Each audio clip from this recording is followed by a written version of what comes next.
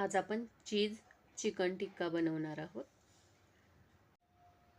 लहानांपासून मोठ्यापर्यंत सगळ्यांना हा चिकन टिक्का नक्कीच आवडेल असा तयार होतो आणि बनवायलाही एकदम सोपा आहे।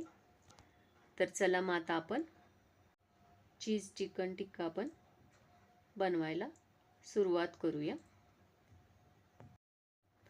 चिकन टिक्का बनवण्यासाठी आपल्याला खिमा पाहिजे।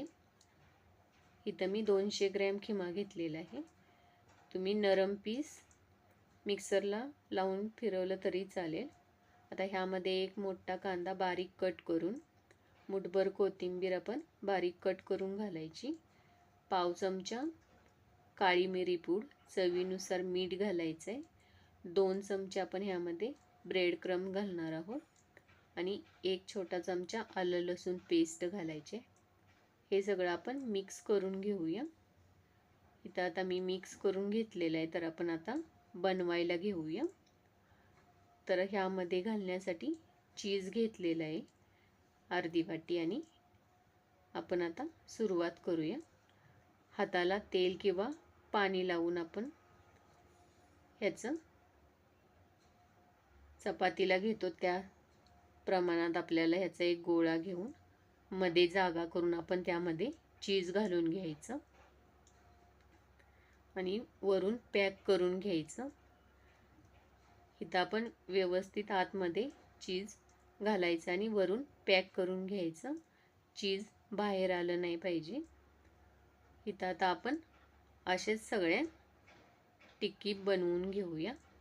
इथं मी सगळे टिक्की बनवून घेतलेली आहे। तर आता आपण ती फ्राय करायला घेऊया। तर तव्यामध्ये 2 चमचे तेल घालून त्यामध्ये आपण सगळ्या टिक्की ठेवून घेऊया। ह्याला जास्त तेल लागत नाही, त्यामुळे कमी तेलामध्ये सुद्धा चांगली तयार होते। आता एका बाजूने आपण 3 ते 4 मिनिटं कमी गॅसवर भाजून घ्यायचं आणि नंतर पलटी करून घ्यायचं आपण। आता दुसऱ्या बाजूने पण आपण 3 ते 4 मिनिटं चांगलं भाजून घ्यायचं। आता आपली ही टिक्की तयार झालेली आहे। तर आता आपण गॅस बंद करूया आणि गरम गरम सर्व करून घेऊया। हे आपण टोमॅटो सॉस किंवा चटणी सोबत सर्व करू शकतो।